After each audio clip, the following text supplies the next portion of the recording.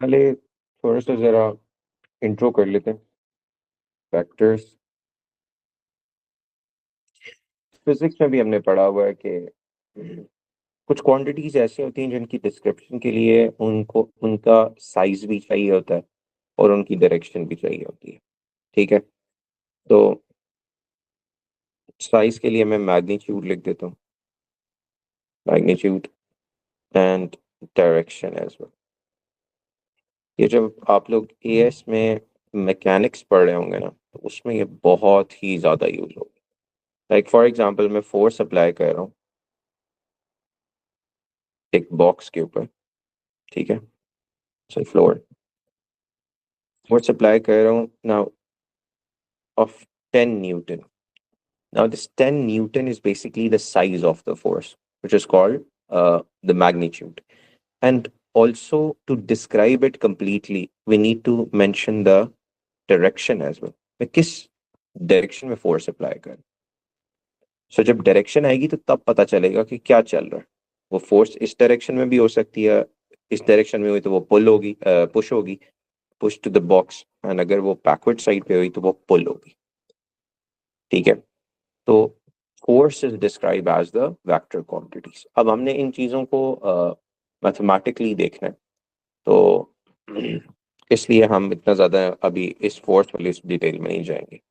Next हमारे पास आएगा vectors की नोटेशंस, वेक्टर्स को लिखते कैसे। ठीक है, सो हमारे पास वेक्टर जो है वो मैथ्स के अंदर बोल्ड लेटर से होगा। बोल्ड लेटर वेक्टर क्वांटिटीज, मतलब फॉर एग्जांपल अगर ए लिखा हुआ थोड़ा बोल्ड कर, स्मॉल लेटर ए, तो वो आपके पास क्या होगा? That will be a vector कौन वेक्टर। ठीक है, प्रॉपर वेक्टर डिस्क्राइब हो रहा होगा। या अक्सर ये होता है कि हम बोल्ड लेटर के नीचे एक इस तरह की लाइन लगा देते हैं, तब भी वो क्या होगा आपके पास? Vector quantity. ठीक है, मतलब लाइक मैं एक वेक्टर यूं बनाऊं, उसको डायरेक्शन भी दूं और उसको नाम दे दूं ए। ठीक है, बोल्ड ए, और I can write like this. So ये दोनों चीजें वेक्टर के रिप्रेजेंटेशन होंगी। अब आते हैं अगर कैपिटल लेटर में हो, तो कैपिटल लेटर में आपके पास डायरेक्शन पूरा देगा। For example right A B और साथ ऊपर ये एरो दे दूं, now this is representing the vector quantity. क्या मतलब? ये पॉइंट ए का है, ये पॉइंट बी का है, तो आप अगर इनको यूं करके ज्वाइन करें तो will be having a proper direction. ये ए रख देते हैं और ये बी रख देते हैं। वेक्टर को रिप्रेजेंट करने के लिए कैपिटल लेटर्स भी आप यूज कर सकते हैं, फ्रॉम ए टू बी, और ऊपर प्रॉपर डायरेक्शन दी हुई है। ठीक है, अब आते हैं हम थर्ड चीज में, विच इज राइटिंग वेक्टर्स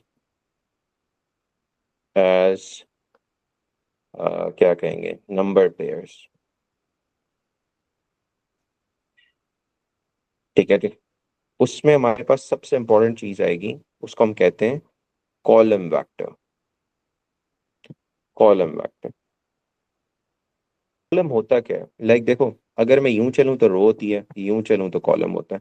तो एक वेक्टर जो सिर्फ कॉलम में लिखा हो, तो कॉलम में कैसे लिखा होगा? फॉर एग्जांपल यहाँ 2 लिखा हुआ है, यहाँ 3 लिखा हुआ है, और ये इस तरह की ब्रैकेट्स है, तो this is also a vector. ठीक है, this is also a vector. ये हमने ट्रांसफॉर्मेशंस में, ट्रांसलेशन के अंदर बड़ा क्लियरली देखा था। ठीक है, अब फॉर एग्जांपल मैं इसको वेक्टर को कहता हूँ कि ये पी क्यू है। दिस कॉलम वेक्टर जब नंबर पेयर्स के हिसाब से लिखेंगे तो हम 2 3 लिखेंगे। तो अब क्या होगा इन योर लाइक, ये आपके पास एक्स एंड वाई एक्सिस में, फॉर एग्जांपल मेरा पॉइंट पी यहाँ पे प्लेस कर रहा है, तो ये पी क्यू प्रॉपर एक वेक्टर बनाएगा। देखो, इसका मतलब होता है लेफ्ट राइट की movement. If this is positive तो राइट होगा, इफ दिस इज नेगेटिव तो लेफ्ट होगा।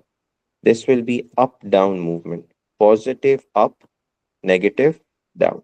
ठीक है, सो 2 is positive, so we need to go forward 2 units, and 3 is again positive, so we need to go 3 up. तो यहाँ मेरा क्यू प्लॉट हो। सो अब क्यू और पी को अगर आप डायरेक्टली ज्वाइन कर दें विद द डायरेक्शन, तो ये आपके पास पूरा वेक्टर लेबल हो गया। ठीक है, so it's not like a vector आप हमेशा ग्राफ के ऊपर ही रिप्रेजेंट कर सकते हैं। वेक्टर को आप ऑर्डर पेयर में भी या नंबर पेयर में भी रिप्रेजेंट कर सकते हैं, ठीक है। So that is called column vector.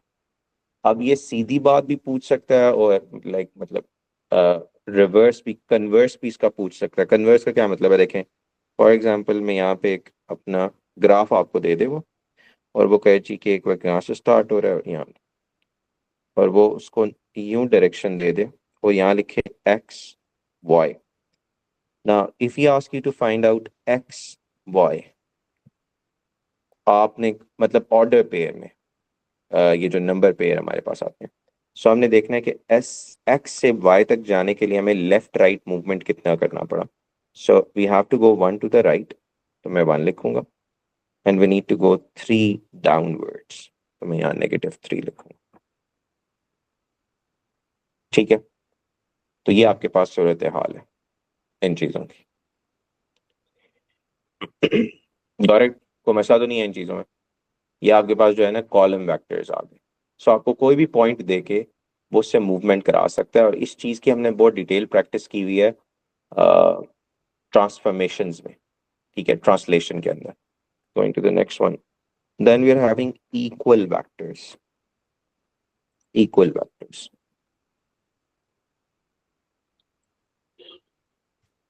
ऐसे दो वेक्टर्स जिनका सेम मैग्नीट्यूड हो और डायरेक्शन हो, ठीक है।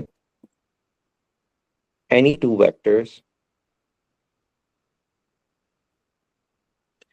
having same magnitude and direction, ठीक है जी। Any two vectors having the same magnitude and direction, they are called equal vectors. So equal vectors में क्या सिनेरियो बनेगा, फॉर एग्जाम्पल मैं यहाँ पे एक बड़ा सा कोऑर्डिनेट सिस्टम है, एक मैं वेक्टर यहाँ से यहाँ पे कर लेता हूँ, एंड मैं उसको नाम दे देता हूँ एस आर, और डायरेक्शन यूँ स्पेसिफाई कर लेता हूँ, और एक वेक्टर यहाँ से यहाँ बना लेता हूँ, इसको नाम दे देते हैं पी क्यू। अब देखें इन वेक्टर में they are having the same magnitude and the same direction as well. इनका साइज देखें, दोनों का साइज बिल्कुल सेम है ना सेम। तो आपके पास इनका साइज भी सेम है और डायरेक्शन भी एक ही जगह जा रही है। सो मैं ये लिख सकता हूँ कि S R and P Q they are equal vectors. तो याद रखिएगा कि दोनों कंडीशंस फुलफिल होना जरूरी है। अगर मैं इसकी डायरेक्शन जो है वो उल्टी कर देता है इस तरफ, तो तब ये इक्वल वेक्टर ना रहे, ठीक है। दे must B pointing in the same direction with the same magnitude.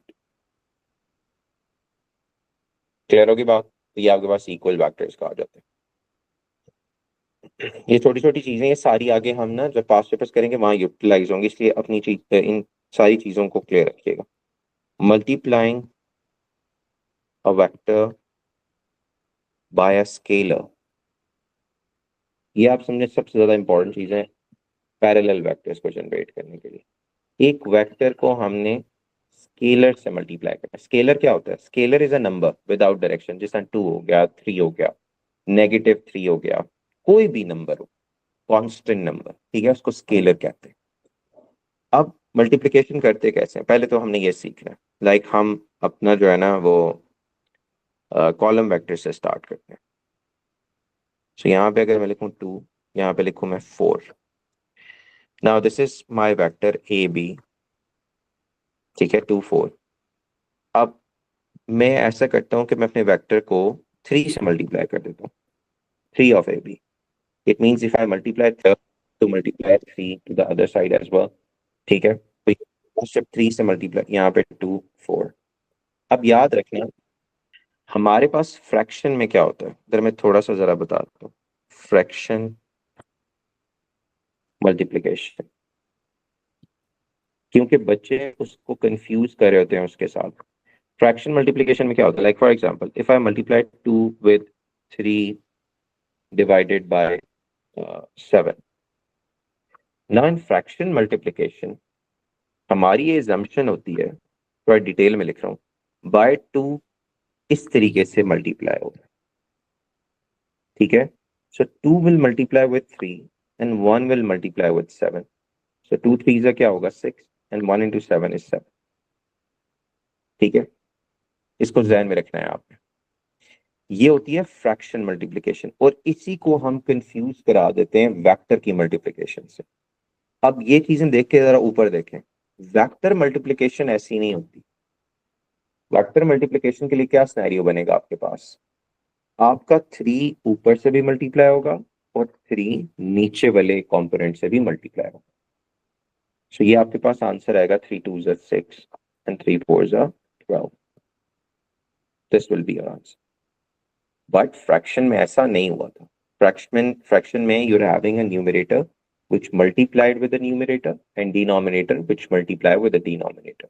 Here you are having only one number that is called a scalar number outside, and that scalar number needs to multiply with the with the upper component and with the bottom component.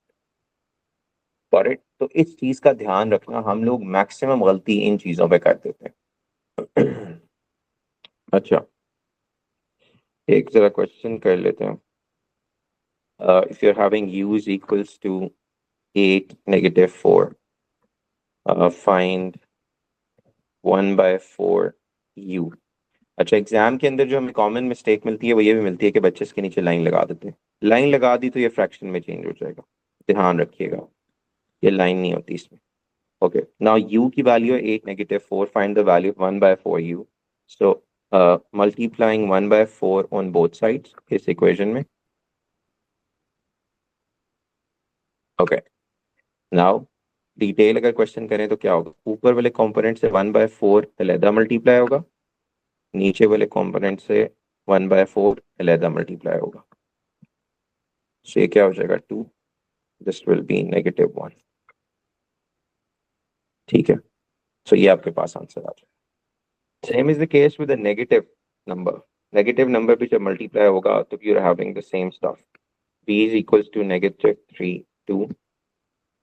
अगर वो कहे find -5b, तो वो बिल्कुल same step करने, -5b equals to -5 -3 2। तो अब यहाँ multiplication minus into minus plus, 5 3 15, minus into plus minus, 5 2 10। तो ये आंसर आ जाए। अच्छा, अब ये जो मैंने मल्टीप्लाई किया है इसको जरा थोड़ा ग्राफिकल देखते हैं, तो एक चीज हमें बड़ी क्लियरली नजर आएगी। फॉर एग्जांपल, अगर मेरे पास यहाँ पे एक वेक्टर बनाता हूँ, इसको आप जरा गौर से देखिएगा। मेरे पास एक वेक्टर है यहाँ से, बल्कि यहाँ तक कर लेते हैं ताकि थोड़ा सा छोटा। ओके, मैं इस वेक्टर को कहता हूँ ए बी है। ए बी का कॉलम वेक्टर जनरेट करते हैं। कॉलम वेक्टर कैसे जनरेट करेंगे, यहाँ से 1 राइट हुआ ये एंड 3 अपवर्ड्स, ये आ जाएगा ए बी का कॉलम वेक्टर। अच्छा, अब मैं इसे स्केलर नंबर से मल्टीप्लाई करता हूँ, 2 को चूज कर लेता हूँ। सो आई एम हैविंग 2 एंड 6। अब ये 2 एंड 6 में जरा प्लॉट करता हूँ कहीं से भी, लाइक फॉर एग्जांपल मैं यहाँ से स्टार्ट करता हूँ। सो अब 2 and 6, 2 to the right and 6 upward, 1 2 3 4 5 6, ये आ जाएगा। इसको जरा ज्वाइन करें।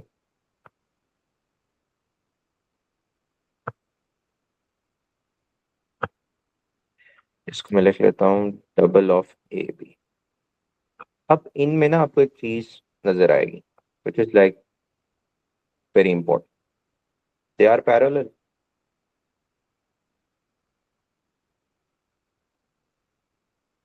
ठीक है जी, अगर मैं अपना इनिशियल पॉइंट उठा के किसी और जगह रखूंगा अपने एक्स वाई प्लेन के अंदर, और मैंने स्केलर नंबर से मल्टीप्लाई किया हुआ है, तो क्या होगा, यहाँ पे जरा थोड़ी सी बातें नोट कीजिएगा। If I change my starting point of vector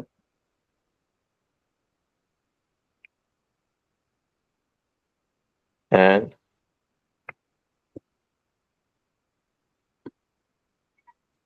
I multiplied by a scalar number,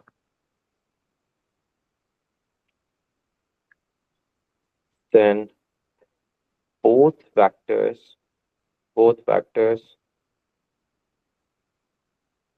have the following relation.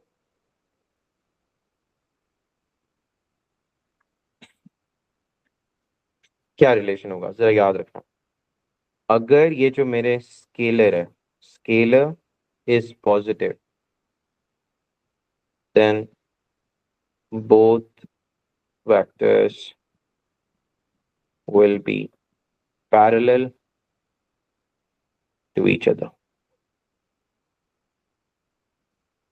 ठीक है. और अगर स्केलर नंबर इज नेगेटिव तो क्या होगा? एंटी पैरेलल हो जाए. ठीक है, होंगे पैरेलल ही लेकिन डायरेक्शन चेंज हो जाएगी. ठीक है, जिस तरह यहाँ पे मैं अगर फॉर एग्जांपल -1.5 से मल्टीप्लाई कर देता हूँ ताकि थोड़ा सा जरा -1.5, तो -1.5 यहाँ पे भी मल्टीप्लाई होगा वेक्टर को, तो क्या बनेगा? एक मिनट, थोड़ा सा चले जाता हूँ ताकि हमारी चीज. सो दैट विल बी -1.5, ऊपर से मल्टीप्लाई होगा, -1.5 इंटू 3 विल बी -4.5. अब -4.5 वन चीज़ों को जरा प्लॉट करते हैं, जरा देखिएगा. फॉर एग्जांपल मैं पॉइंट यहाँ ले लेता हूँ. सो -1.5 विल बी, और से देखिएगा, I need to go to the left 1 whole and 1 half. यहाँ पे पहुंचा. अब 4.5 नीचे जाना है. 1 2 3 4 and 4.5, that will be somewhere here. अब इनको हम ज्वाइन करते हैं. इसको यहाँ से हटाता हूँ. ठीक है जी. तो आपके पास ये प्रॉपर पैरेलल वेक्टर जनरेट हो रहा है. ठीक है, बट दिस पैरेलल वेक्टर थोड़ी सी इसकी प्रॉपर्टी क्या चेंज होगी? डायरेक्शन ऑपोजिट है, क्योंकि I choose a negative scalar number. So negative scalar number ने इसको क्या कर दिया? एंटी पैरेलल कर दिया. Anti parallel. Is it clear? So ये आपके पास थोड़ी सी ज्यादा चीजें जो आपको याद रखनी है कि अगर स्केलर नंबर से कभी भी मल्टीप्लाई करें वेक्टर्स को तो रिजल्टेंट वेक्टर इज पैरेलल. अच्छा, अगर मैं अपना स्टार्टिंग पॉइंट सेम रखूं, if my starting point is same, तो आपको पता है तब कोलिनियर पॉइंट्स जनरेट होंगे.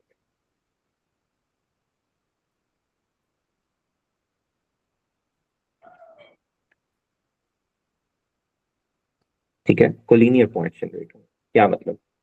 दोबारा से स्टार्ट करते हैं, जरा देखिएगा.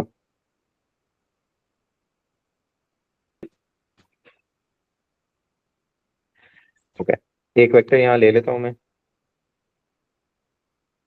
3 टू द राइट 3 अपवर्ड्स. ये पहला वेक्टर लिया. ठीक है, डिटरमिनिंग एज ए बी. तो ए बी आपके पास क्या है? 2 to the right 3 upwards. Double करता हूँ इसे, 4 to the right and 6 upward. अब now I am not changing my starting point. Starting point मैं यहीं रखूंगा. 4 to the right, 1 2 3 4 6 upward. 1 2 3 4 5 6. So इसको मैं लाइन थोड़ी सी जरा कलर वाइज चेंज करता हूँ. ठीक है जी. ये आपके पास डबल ऑफ ए बी, इस पॉइंट को मैं सी कह देता हूँ फॉर एग्जाम्पल. ठीक है, like I am mentioning A B vector. ये ए बी वैक्टर है. ठीक है, एज ए सी. ठीक है, मैं ए बी को, डबल ऑफ ए बी को नाम दे देता हूँ ए सी का. तो अगर ए सी होगा तो this is my ending point. अब आप गौर करें, ए बी एंड सी पर लिख देता हूँ points A B and C. lie on a same straight line। अगर कोई भी पॉइंट्स स्ट्रेट लाइन के ऊपर लाई कर रहे हो तो उनको हम क्या कहते हैं? Collinear point. Collinear point. So अगर हमने कभी भी प्रूव करना हो कि पॉइंट्स कोलिनियर हैं कि नहीं है, तो स्केलर मल्टीपल से हमारा प्रूव हो जाता है। ठीक है, इफ द बोथ वेक्टर्स, मतलब वेक्टर ए सी और ए बी, वो अगर किसी स्केलर मल्टीपल के साथ एग्जिस्ट करें, देखो ए सी की क्या रिलेशन बन रहा है? डबल ऑफ ए बी, है ना ये बात? तो अगर ये रिलेशन प्रूव हो जाता है तो हम यहाँ पे सीधी सीधी बात सकते हैं कि A B C are collinear.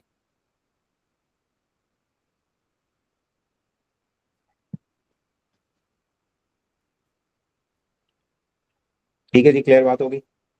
Okay, going to the next one. Now adding vectors.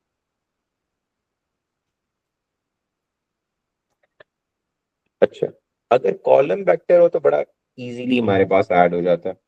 Like मैं कोई भी, अभी मैं कुछ किसी वेक्टर का नाम नहीं ले रहा, मैं कह रहा हूँ स्मॉल ए है, that is a bold A, that vector is represented by 2 7, and there is a vector b which is represented by -1 and for example -3।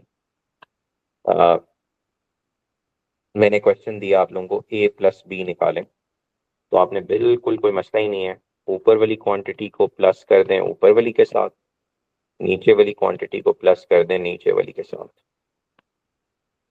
So 2 plus into minus is -1, 7 plus into minus is -3, so 2 negative 1 will be 1, 7 minus 3 will be 4। ये आपके पास आ जाएगा answer. ठीक है, तो a plus B आपके पास ये आ गया।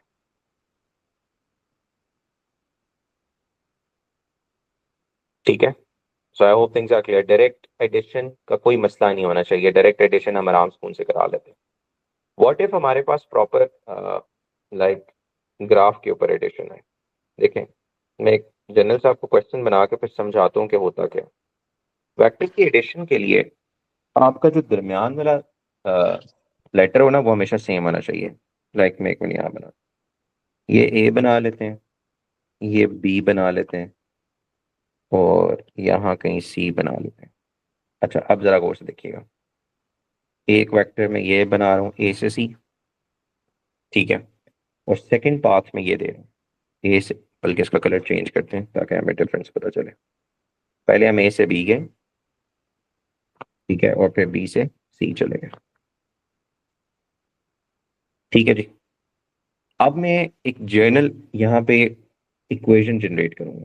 Vector A C जो है, that must be equals to A B plus B C. मतलब जो वेक्टर ए सी है, वो इस रूट से अगर हम आए ए बी, और फिर हम आखिरी किस रूट पे जा रहे हैं? दोबारा सी पे ही लैंड कर रहे हैं। तो अब एडिशन ऑफ वेक्टर पे जरा आपने गौर गौर करना है। आपके पास जो ये वाले पॉइंट्स आ रहे हैं, ये जो दो चीजें, दे मस्ट बी इक्वल। अगर ये चीजें, ये लेटर्स इक्वल नहीं है तो आप एडिशन नहीं कर सकते। ठीक है, फॉर एग्जाम्पल मैं यहाँ पे एक चीज लिखूं, vector A D, A to B plus B to C plus D to C, can be write like this? क्या ये इक्वेशन इक्वालिटी को होल्ड करेगी? नेवर। वेक्टर एडिशन कब हो सकते हैं? देखो, ये दोनों लेटर सेम है 100%, बट ये दोनों सेम हैं क्या? Never. So we cannot add them. We cannot add them. For the addition of vector, your middle letter, जो एंडिंग का लेटर होगा और अगले का starting letter, they must be same. ये आपने ध्यान में रखना है, this is a proper rule. अच्छा, इसको अब जरा हम प्रूव करते हैं कि वाकई ये चीज जस्टिफाई होगी। मेरे पास जो ये वेक्टर है, इसमें वाकई जस्टिफाई होगी। तो हम पहले लेफ्ट हैंड साइड लेते हैं जी। सो कैसे प्रूविंग कर रहा हूं मैं? पहले मैं लेफ्ट हैंड साइड लेता हूँ। लेफ्ट हैंड साइड में ए सी वेक्टर है, उसका कॉलम वेक्टर जनरेट करें जरा. 1 to the right and 4 upwards. 1 to the right and 4 upwards. यही है ना. अब राइट हैंड साइड रखते हैं. राइट हैंड साइड में पहले ए बी है. ए बी का वेक्टर जनरेट करते हैं. 1 2 3 4. 4 to the right and 2 upwards. अच्छा, अब हम वेक्टर करते हैं बी सी का generate. 1 2 3. 3 to the left and 2 upwards. Okay. Now according to the equation, हमारी राइट हैंड साइड क्या ऑपरेशन दे रहा है हमें कि आपने क्या करना है. A B plus B C, यही करना है ना. A B is 4 2 plus -3 2. इसको करें add 4 - 3 will be 1. 2 + 2 will be 4. So A B plus B C will give you 1 4. और ए सी भी हमारे पास 1 4 दे रहा था. So my left hand side equals to right hand side. इसका मतलब है कि ये 100% इक्वालिटी होल्ड करता है. ठीक है, हमने बिल्कुल ठीक इक्वेशन लिखी है. सो यहां अब रूल एक बन जाएगा. whenever you want to add the vectors, your middle this like point should be, ये दोनों सेम होने चाहिए. अगर ये सेम नहीं है, you cannot add the vector. ठीक है, you cannot add the vector. तो ये आपके पास चीजें आएंगी. आप जरूरी नहीं कि हमेशा कॉलम वेक्टर्स के थ्रू कहानी हो. आपके पास किसी भी तरीके से वो पूछ सकता है.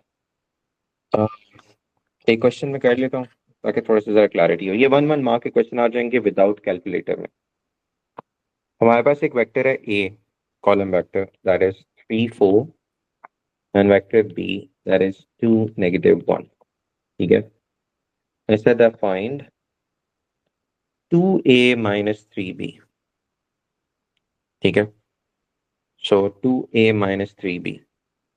2a पहले निकाल लेते हैं, क्या होगा. 2 3 is 6, 2 4 is 8. और 3b निकाल लेते हैं. 3 2 is 6, 3 1 is 3. -3 आ गया. अब according to the question 2a - 3b करना है. सो 6 8 -6 -3. तो 6 - 6 क्या होगा. We're having 0 and 8 + 3 that will be 11. So ये आपके पास आंसर आ गया.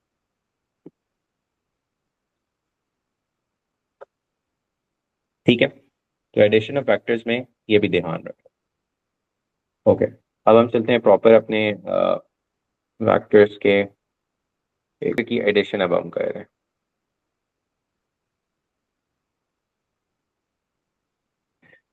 जी, now OACB is a parallelogram in which OA is equals to A and OB is equals to B.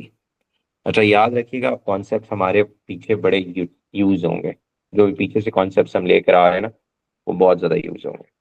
सो ओ ए आपके पास ए आ जाएगा और ओ बी आपके पास बी आ जाएगा. That is labelled. अच्छा, can I say like A C is also equals to B. ये जो vector A सी है, ये भी बी के इक्वलेंट होगा. देखें, O B and A C, they are equal vectors. क्यों. पहली बात, मैग्नीट्यूड सेम है. पैरेललोग्राम है ना, तो लेंथ सेम होगी ऑपोजिट साइड की. And their directions are same as well. दोनों प्रॉपर्टी पूरा कर रहे हैं. तो अगर ये ओ बी बी है तो ए सी भी बी होगा. सेम इज द केस अगर ओ ए है तो B C B equal vector होगा. That will be A as well. ठीक है, तो बी सी मैंने लिखा है एक वेक्टर. इसको थोड़ा सा दरमियान में करके लिख देते हैं. मैंने डायरेक्शन डाल दी है, थोड़ा सा ऊपर करके लिख देता हूँ. This is a. ओके, अब मैं अपना काम करूंगा. देखें, he said that m is the midpoint of BC. If m is the midpoint, BM is a by 2 and MC is a by 2 as well. because the total length was a, तो m midpoint है तो a by 2 हो जाएगा, and n is the midpoint of AC, n is the midpoint, तो ये हो जाएगा b/2, this is also b/2. ठीक है, टोटल लेंथ b थी तो हमने b/2 कर दिया. Find in terms of a and b OM. Okay, now OM. Fine addition of factors के रूल्स को याद रखने के लिए ओ से एम मैंने जाना है. तो अब वो से देखिएगा इस चीज को यार, प्लीज एवरीवन कॉन्सेंट्रेट कीजिएगा. O M is this factor, so I need to find the path starting from O और मेरी एंडिंग एम पे हो. तो मैं ओ से बी जाऊंगा और फिर बी से एम. देखिएगा, आई एम राइटिंग ओ से बी प्लस बी से M. Well I need to see, अब मैं एडिशन ऑफ वेक्टर में क्या ये काम कर सकता हूँ. तो एडिशन ऑफ वेक्टर के लिए एक ही चीज जरूरी थी, ये दोनों लेटर सेम होने चाहिए. तो ये सेम है, तो 100% आप ये काम कर सकते हैं. ठीक है, तो ओ से एम आपके पास. अच्छा, अब हम मैं वेक्टर्स देखें in terms of A and B, उसने काम कहा ना, तो हम ऐसे आंसर नहीं दे सकते. तो हमने जो भी वेक्टर हमारे पास अवेलेबल है, ओ से बी वेक्टर इज बी. ठीक है, बी से एम इज a/2. ठीक है, so this will be your answer. ठीक है, now next M N. Okay, M N का भी पाथ पहले निकालते हैं. तो find out M N, the shortest path और easiest path is from M to C and C to N. ठीक है, तो I am opting M to C plus C to N. अच्छा, यहां पे भी अब एक बड़ी इंपॉर्टेंट चीज है, M to C is a/2. C to N vector नहीं मेरे पास है, मेरे पास एन सी वेक्टर है. तो वेक्टर की अगर डायरेक्शन चेंज करूं तो मैथमेटिकली डायरेक्शन को का कौन रिस्पॉन्सिबल है. डायरेक्शन की रिस्पॉन्सिबिलिटी प्लस और माइनस साइन पे आती है.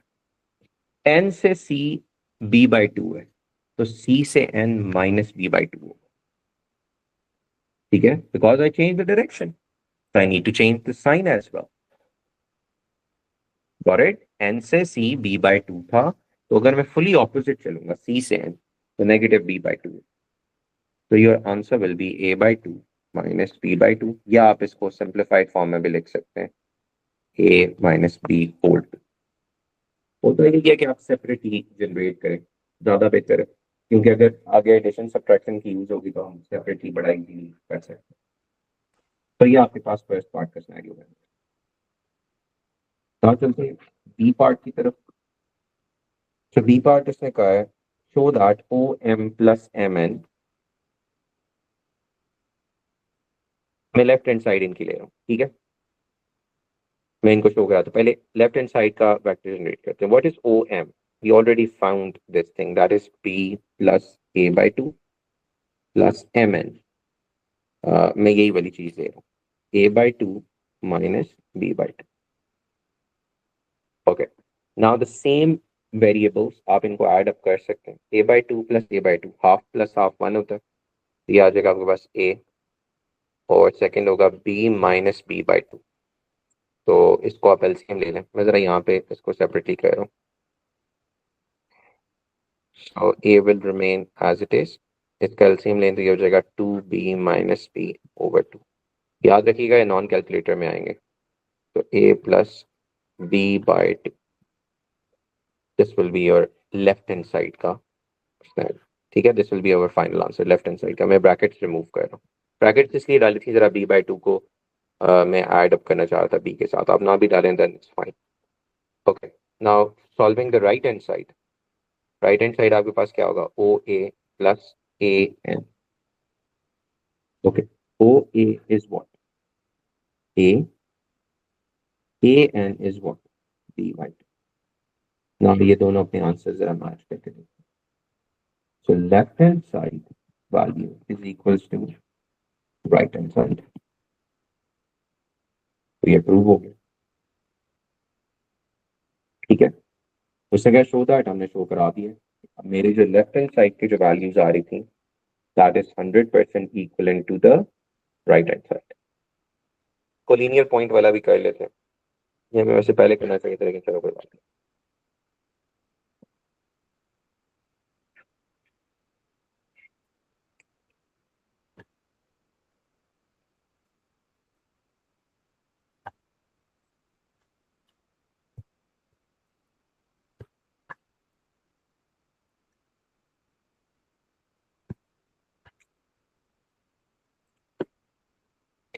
जी, now the question is show that points P क्या बन रहा है 2 4, Q बनेगा 8 6 एंड R बनेगा हमारे पास, R की जगह है हमारे पास R है 11 7, R को लीनियर पॉइंट। इनको सबसे पहले हम जनरल प्लॉटिंग के उसमें रखते हैं, ताकि हमें ना इनके वेक्टर्स डेवलप करने का सेंस आए कि कैसे करना। 8 6 11 7, 11 1 2 3 4 5 6 7, यहाँ निकाल। यस, इसको मैं थोड़ा सा अभी आपको, ये आपने एग्जाम के अंदर you don't have to plot like this. आपको थोड़ी सी सेंस बता रहा हूँ कि पॉइंट्स के थ्रू आपने वेक्टर्स कैसे बनाने होते हैं। 2 4, पी का पॉइंट है 2 एंड 4, 1 2 3 4। हर एक यहाँ पे जो ग्रिड के पीछे आपको नजर आ रहा है दैट इज 1 यूनिट, तो ये पी आ जाएगा आपके पास। ठीक है, देन Q 8 6, Q क्या 1 2 3 4 5 6 7 8, 1 2 3 4 5 6, 11 7, ये 8 था, 9 10 11 एंड 7, 1 2 3 4 5 6 7। ठीक है जी। अब like what we need to do, पहली बात तो ये है कि मैंने कोलिनियर पॉइंट का आपको ये बताया था कि अगर वेक्टर आपको कोई भी एक मिल जाए, for example P Q vector मिल जाए, पी क्यू वेक्टर को जनरेट करते हैं, क्या होगा पी क्यू वेक्टर। अब प्लॉटिंग होगी ना हमारी, so we need to go 1 2 3 4 5 6 and उसके बाद हमने क्या करना है 1 2। जी, तो ये क्या बन रहा है 6 2। सो अब ये पी क्यू वेक्टर हम बगैर प्लॉटिंग के कैसे निकाल सकते हैं, पी क्यू वेक्टर को बगैर प्लॉटिंग कैसे निकाल सकते हैं, इसको जरा गौर से देखना। लाइक मैं प्लॉट ना करूं, अभी तो मैंने प्लॉट करके तो निकाला है। आपने काम ये करने है कि डेफिनेटली जिसके पॉइंट्स कोऑर्डिनेट्स ज्यादा मैग्नीट्यूड में होंगे, आपने उनको एज अ वेक्टर लिख लेना 8 6। ठीक है, and then you need to subtract the previous one, that is 2 4। ये आपका वेक्टर पी क्यू आ जाएगा। क्यू के जो कोऑर्डिनेट्स होंगे उनको कॉलम वेक्टर में लिखना है 8 6, और उसको सब्ट्रैक्ट करवा देना है पी के वेक्टर से, जो छोटे वेक्टर्स, तो आपके पास डायरेक्ट आ जाए, बेशक ग्रिड में प्लॉट ना हुआ। ठीक है, अब मैं सेम बात आपको करता हूँ, क्यू आर, इस वेक्टर को निकालते हैं। ठीक है, वेक्टर क्यू आर या पी क्यू हमने निकाल लिया है, तो हम एक और काम भी कर सकते हैं, क्यू आर की बजाय हम पी आर निकाल लेते हैं। पी आर कैसे निकलेगी, एक तो डायरेक्ट ग्रिड से निकलेगी ना, तो 1 2 3 4 5 6 7 8 9, यहाँ आना चाहिए 9, और ऊपर कितना जाना चाहिए 1 2 3 जाना चाहिए। ये तो मैंने ग्रिड से निकाला। अब आप पी आर को इस वाले मेथड से निकालने की कोशिश करें। पी आर, आर के कोऑर्डिनेट ज्यादा बड़े, तो 11 7 लिखेंगे आप, और माइनस कराएंगे पी के कोऑर्डिनेट से, दैट इज 2 4। ठीक है, ये आपके पास क्या आ जाएगा 11 - 2, 7 - 4, दैट विल बी 11 - 2 कितना बनेगा 9, और 7 - 4 आपके पास 3 बनेगा। सी, दोनों हमारे पास आंसर सेम आ रहे। अच्छा, अब कोलिनियर वेक्टर के लिए मैंने क्या कहा था, देखो पी आर और पी क्यू, ये जो पी क्यू है और पी आर, इनमें कुछ स्केलर मल्टीप्लिकेशन आना चाहिए। देखो मैं पी आर लिखता हूँ। पी आर में अगर फॉर एग्जांपल मैंने जहन में रखना है अपना, देखो पी आर है 93 और पी क्यू, मैं भी दोनों इकट्ठे लिख के तो आपको बताता हूँ। 62 जी। अब मैंने कुछ ऐसा कॉमन निकालना है इनमें से, ऐसा कॉमन निकालना है कि दोनों वेक्टर एक दूसरे के स्केलर प्रोडक्ट की तरफ आ जाएं। लाइक फॉर एग्जांपल मैं पी क्यू को किसी स्केलर से मल्टीप्लाई कर सकता हूँ कि उसका आंसर 93 आ जाए। किस स्केलर से मल्टीप्लाई करूंगा? देखो 6 को किस से मल्टीप्लाई करूं कि 9 आ जाए? 6 को किस से मल्टीप्लाई करूं कि 9 आ जाए? तो 9 divided by 6 that will B 3/2। 3/2 से मल्टीप्लाई करना पड़ेगा। ठीक है, तो अब जरा गौर से देखें। फॉर एग्जाम्पल मैं 3/2 से पी क्यू को मल्टीप्लाई कर रहा हूँ, तो इसका मतलब है 3/2 मल्टीप्लाई बाय 6 होगा और 3/2 मल्टीप्लाई बाय 6 होगा, मल्टीप्लाई बाय 2 होगा। यहाँ ये प्लीज गौर से देखिएगा, थोड़ा सा जरा हम लोग डिफिकल्ट वे में चले गए। अच्छा, इसको अगर मैं सिंप्लीफाई करूँ, 2 1 ज़ा 2, 2 3 ज़ा 6, 3 3 ज़ा 9 होगा।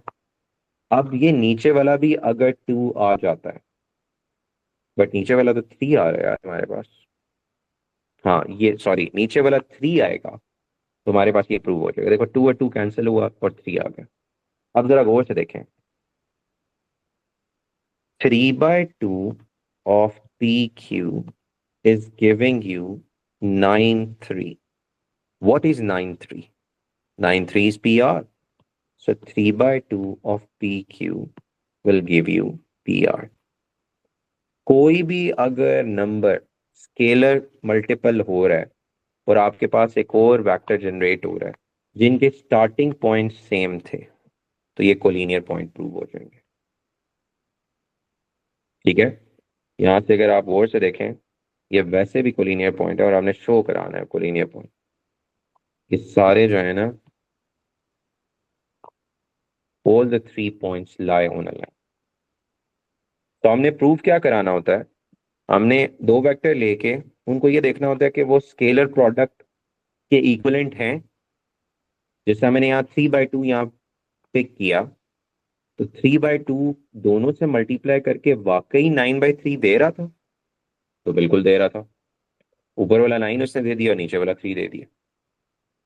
इसका मतलब है कि ये दोनों, ये क्या होंगे? They will be collinear points, क्योंकि इनकी बेसिस हमने क्या रखी हुई है? Starting point that are same.